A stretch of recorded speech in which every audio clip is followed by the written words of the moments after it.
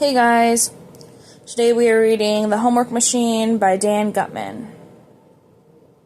We are on chapter 4, so here I go. Dan Gutman, The Homework Machine, chapter 4, December. Sam, grade 5.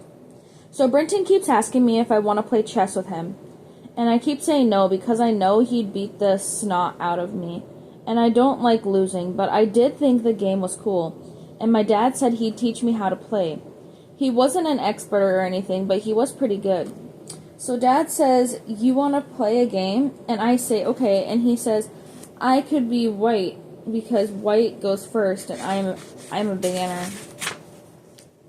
I didn't really know what to do for my opening move. I pushed the pawn in front of my right knight 2 squares forward. Dad moves the pawn in front of his knight 2 squares forward. This didn't look so hard, so I moved the pawn in front of my right bishop forward 1 square. Then Dad slides his queen diagonally all the way to the edge of the board and says, "Checkmate." And he says, "Checkmate." I say, "What?" He says, "You heard me, checkmate." I asked him how he could checkmate me. It's just 2 moves. And he says, "Look at your king." So I looked at my king. He's right. My king can't go anywhere. He's stuck.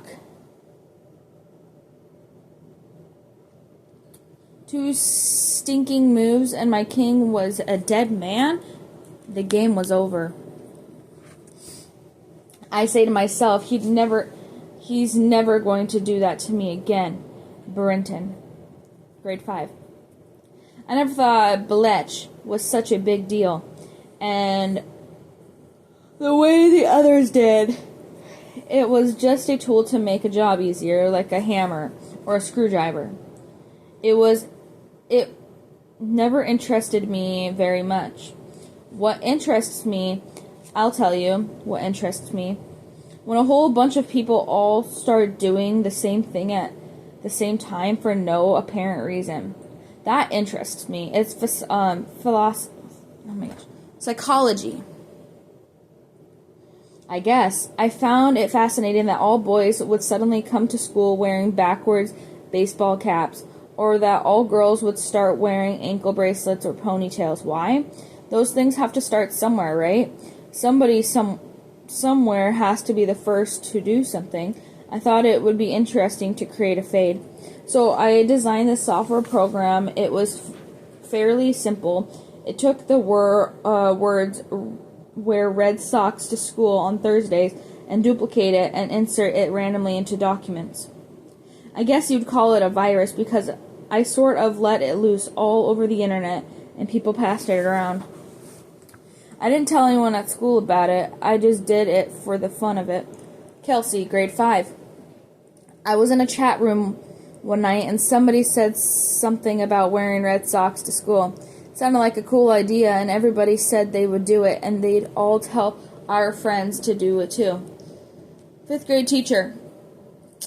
Every so often we have a funny hair day or a silly hat day at school.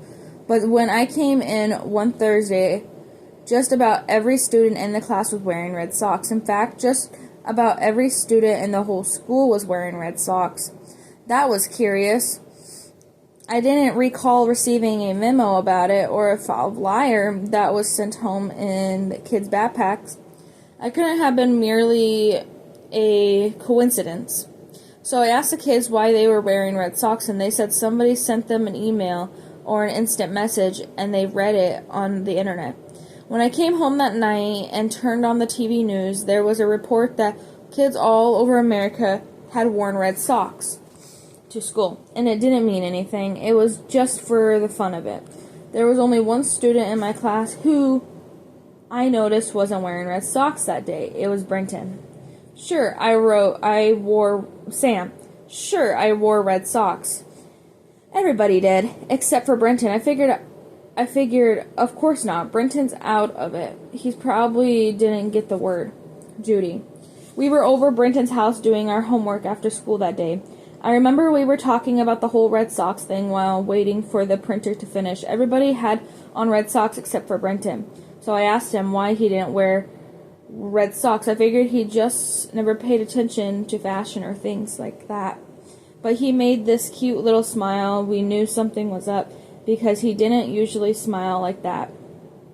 We made him tell us, and he admitted that he was the one who started the whole Red Sox fade in the first place. Can you imagine?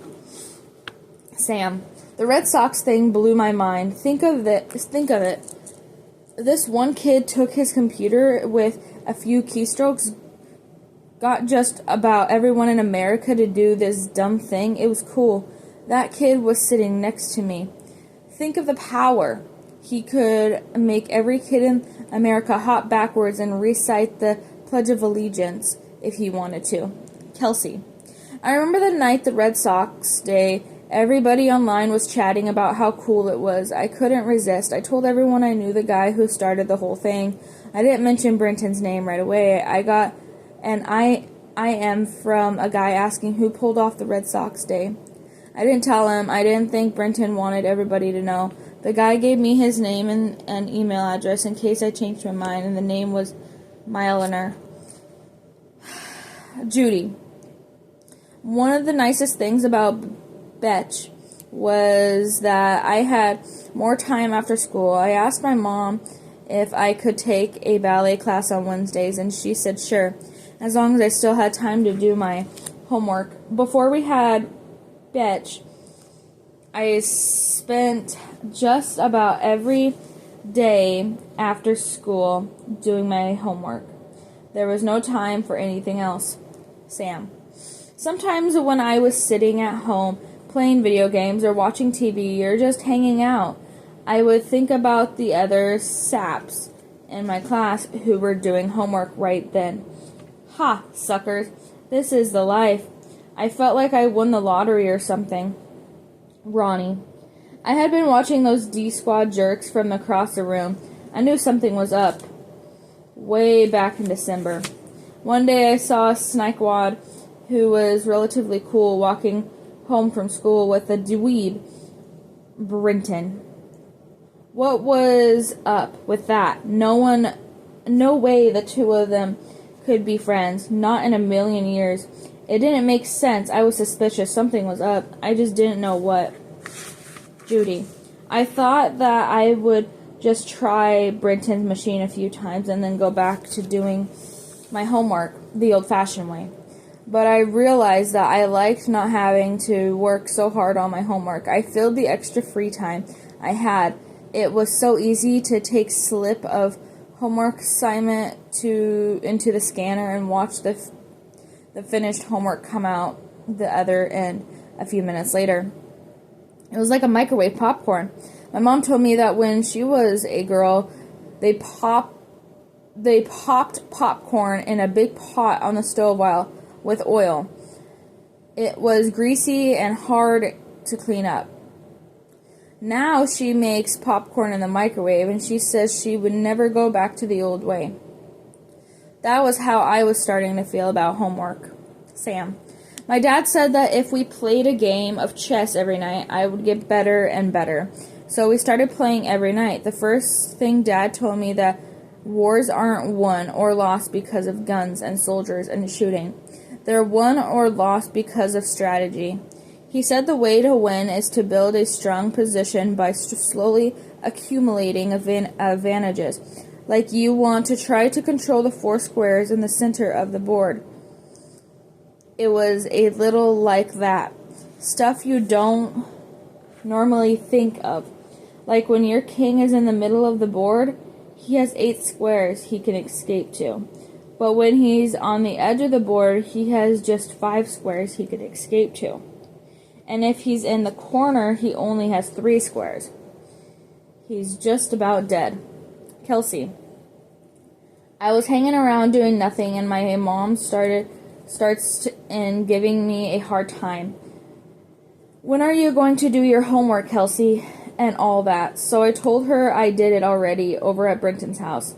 Well, she doesn't believe me, of course. She says, if you're lying, you're grounded, young lady. So I showed her my homework, and she looks at it over carefully. Finally, she says, I did a good job. And if I kept it up, that she would let me pierce my belly button. Ha! It was great. Brenton. After we finished doing everybody's homework, they went home. They didn't usually hang around, and that was fine with me. I had my own projects to work on. Every so often I would ask Snike if he wanted to play a game of chess, but he always turned me down.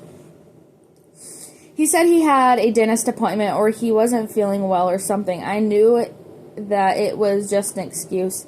He didn't like me enough to get together unless we were doing our homework. That was fine. As I said, I really don't need or have time for friends, but I did. Please, my mother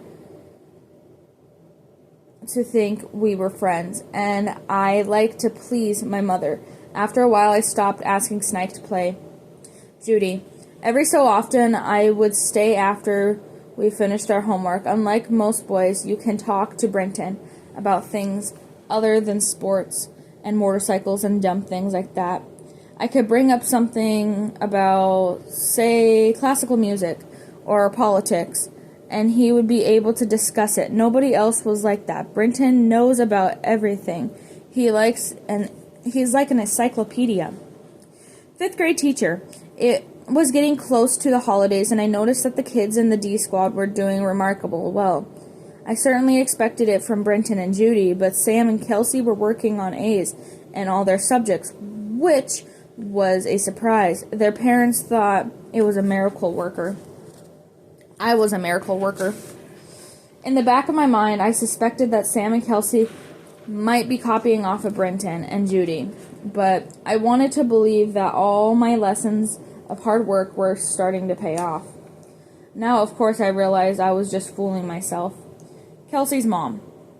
When Kelsey brought home her end of the year report card with all A's and B's on it, I just about fell off my chair. She had always been a C student. I figured there had to be some kind of mistake. I thought Miss Rasmussen switched the report cards around or something. Kelsey. My mom said that because my report card was so good, I could get my belly button pierced. We drove over to the place, but I chickened out at the last minute. It was too scary. I couldn't go through it. Sam. So I thought of a great idea. You know how McDonald's and Burger King and all those other fast food joints are in just about every town? Well, what if there was a Biltch in every town? Kids could go there after school to get their homework done. That would be so cool. Kids could ride in with their bikes, drop off their homework assignment at the first window, and then ride up to the second window a few minutes later to pick up their finished homework. We could call it the Mick Homework. Just think of it. There are millions of kids in the United States. If each of those kids paid $1 a day to get their homework done, we would be rich. We would be richer than Bill Gates. Judy. Snike told us about his harebrained idea to franchise Bleach. Oh my gosh, I can't even say the name. Belch. I'm going to call it Belch. Belch and having kids ride their bikes up to the drive-thru window like it was fast food restaurant. I told him he was out of his mind. If any parents ever found out Belch, it would be all over. Nobody would ever let their kids go to a place like that. He admitted I was right and said, well, it was a good idea while it lasted. Yeah, it lasted about 3 minutes. I also reminded him that we had a pact to keep the whole thing a secret. Brenton. Sometimes in October, I noticed a subtle shift in the way the other students were acting towards me. It appeared that they were no longer calling me dork or nerd or geek. They had started to refer to me as dude. It was difficult to explain. I certainly had no change. The only difference in my life, as far as I could see, is that I was often in the company of Snike. So my hypothesis was that other kids thought I was cool because I was with someone who they perceived to be cool.